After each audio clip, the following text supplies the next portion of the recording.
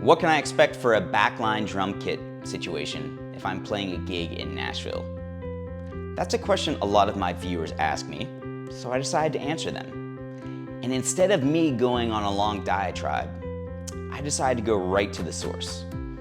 I sat down with Mr. John Root of Get Rhythm Drum Services, who maintains a wide range of stages across Nashville. He also happens to be the drum tech for a little-known band called Brooks and Dunn. I'm not sure if you've heard of them. But I asked John, what should new drummers know coming into town? How should they prepare for a backline kit situation? And John dropped some real pearls of wisdom here. I hope you enjoy this conversation with John Root as much as I did.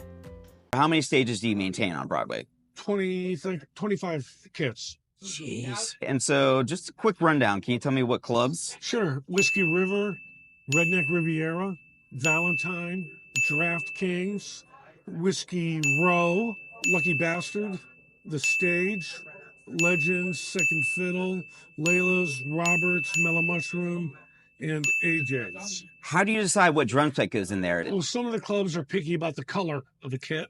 That makes certain kits more palatable. AJ's with their yellow and blue logo wanted a yellow drum kit.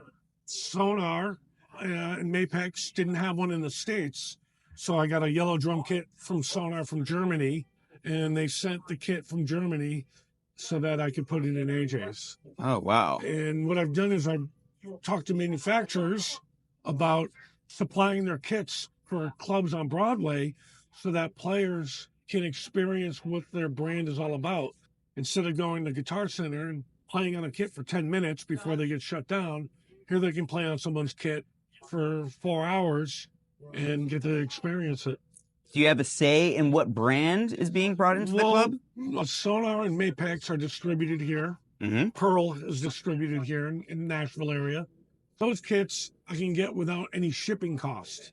Or like even if there's like a Yamaha kit, if I could get it for free to put in a club, someone would still need to pay the $400 or more shipping to get that kit here. It's generally a little easier to go with locally distributed manufacturers. And so in general, what can drummers expect to find, or what should they find?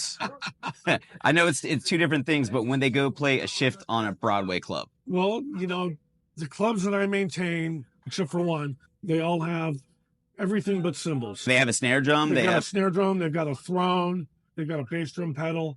And then there's at least one rack tom and one floor tom. And kick drum, three cymbal stands, and a hi-hat stand.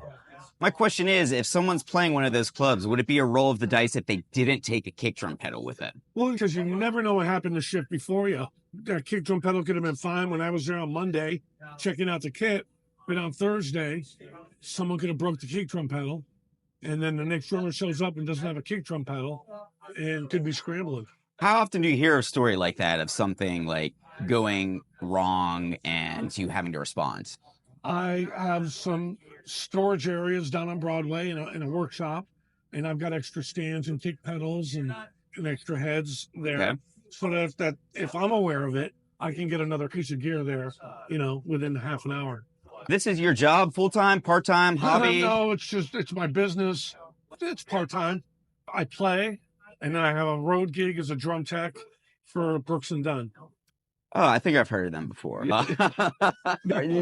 that Garth Brooks and Dunn or Meredith Brooks and Dunn? I always get it confused. What would you tell someone who's not from Nashville, moving to Nashville, or coming into the Broadway scene? What would be one tip of advice you'd give them about gear? Well, I'd go with lightweight cymbals, so that you're not taking everyone else on stage's head off with a loud sound. You want a kind of a mellow snare drum. Volume could be an issue. Lots of times there's a singer standing closer to your crash cymbal than you are. Geez. Those are the things I look out for. I've never thought about that, actually. Last question, your favorite kit on Broadway to play? I would say AJ's. It's a Sonar AQ, I think it's AQ1 Birch kit.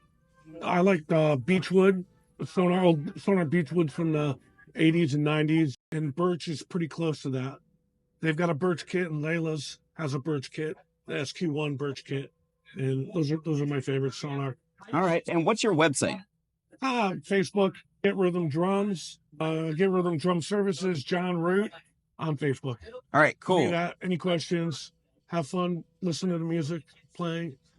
And don't break your drum kits. And don't break my drum kit. Yeah, make sure you got a clutch too. And clutches have different diameters. So you want to have like a Pearl, a Gibraltar, a Remo. Those clutches have the larger diameter for the rod. The other clutches won't fit a Pearl hi-hat stand. And all of a sudden you show up and you got your Mapex clutch and you don't have a clutch to work that. So that, and then plastic cymbal sleeves and some felts. Throw those in your stick bag too. Oh God, yes. Just to make sure you can protect your cymbals in case they're not there. All right. All right. If you took notes during those 5 minutes and you followed those instructions, it'll save you lots of time and heartache when you come to Nashville. Trust me, I know from experience. Now, if you enjoyed that conversation with John Root, you're gonna enjoy the next few videos I have coming up, because instead of talking about the drum sets, I'm gonna showcase them. Over the past 2 months, I've videoed just about every drum set I played on during my gigs, and I'll be sharing clips of those to give you an idea of what to expect. But by no means is this an exhaustive list of all the drum sets, because, man, there are a lot of stages, there are a lot of kits in town. After all, this is Music City, USA. And John is just an example of one of the numerous great musicians here in Nashville. Not just great as musical talents, but just great people. John is always one of the first to offer advice, first to help someone out. Just a really kind dude. And I've found that when musicians in a community help each other, it's contagious. We're all helping each other because we all want the same thing. We want to play music and we want to see each other succeed. And that's what I think about every time I make a video. I think, how can I help someone new to town? How can I help someone who was in my shoes and had my questions and didn't know where to start? So I hope you find this channel helpful. If you do, you can help out this channel by doing things like liking, subscribing, commenting, sharing this with your friends. You can even help out this channel financially. If you would like to make a donation, you can do that. There's the PayPal link on the top of my profile and also at the end of this video. Any help would be greatly appreciated and will help me to help others. Heck, you can even commission a video if you would like to. Or you could simply just tune into the videos. You could tune into my weekly live chats, which are Sundays at 4:30 p.m. Eastern Standard Time, 1:30 p.m. Pacific Standard Time. Again, no tagline because I'm just a musician trying to help other musicians. Thank you for watching. I look forward to seeing you on the next video or the next live chat.